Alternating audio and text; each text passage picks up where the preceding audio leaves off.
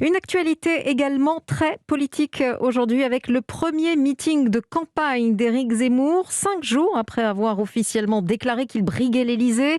Le polémiste a prononcé son tout premier discours de candidat au Palais des Congrès de Villepinte, près de Paris, qu'il a débuté par ces mots.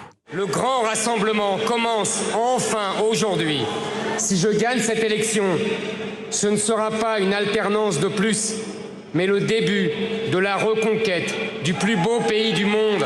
La France devait continuer à tranquillement sortir de l'histoire et les Français devaient disparaître en silence sur la terre de leurs ancêtres. Mais un petit grain de sable est venu gripper la machine.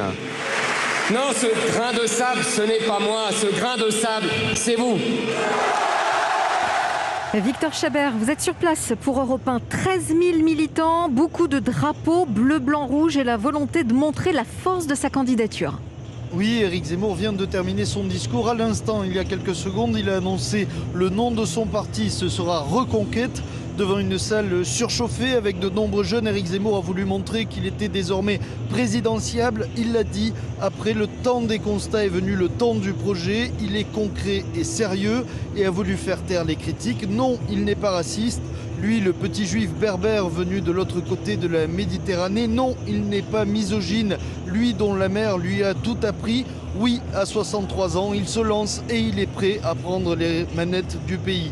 Éric Zemmour a ensuite déroulé ses propositions contre le grand remplacement. Sa thématique est le grand déclassement, propositions notamment économiques, là où il était attendu au tournant. Et il veut baisser les charges, rapprocher le salaire brut du net, favoriser les dons et les successions d'entreprises.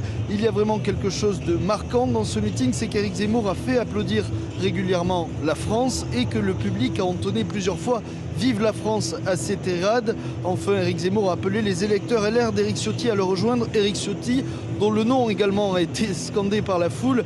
Il faudra désormais compter avec son parti comme force politique dans la durée. Comme il l'a dit, d'abord l'Élysée, puis l'Assemblée nationale.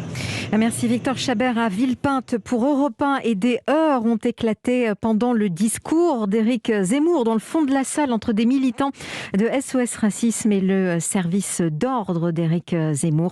Voilà 7 militants de SOS Racisme qui ont été exfiltrés de la salle. Alors,